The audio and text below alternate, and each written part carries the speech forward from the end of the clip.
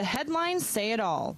The sacking of the FBI director was a whirlwind through Washington. The question now, why was James Comey fired? Comey was leading the investigation into potential ties between the Trump campaign and Russia during the 2016 presidential election. But he gave misleading evidence to Congress in a hearing last week. The president said Comey had lost the confidence of almost everyone in Washington, Republicans and Democrats alike, and had to go. Why did you fire Director Comey? Because he wasn't doing a good job, very simply. He was not doing a good job. But protesters outside the White House drew their own conclusions.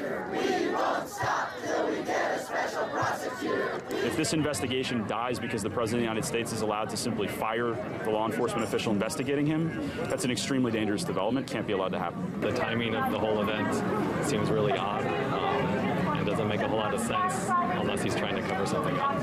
I think that was not justified and brings into question what his motives were, which I think were that Comey was looking a little too deeply into his relationship with Russia. The White House insisting the loss of confidence in Comey was due to his inability to lead, brought forth by his mishandling of Hillary Clinton's email probe. Less than 24 hours after sacking Comey, Washington hosted Russian Foreign Minister Sergei Lavrov. Was he fired? You are kidding. You are kidding. But for the president's critics, this is no laughing matter. They remain unconvinced by the Kremlin's denials it meddled in the 2016 U.S. presidential elections. Senate Democrats are calling for a special investigator until Comey's vacant post is filled. It's not clear who his successor will be. You should want someone who is seen as bipartisan or nonpartisan.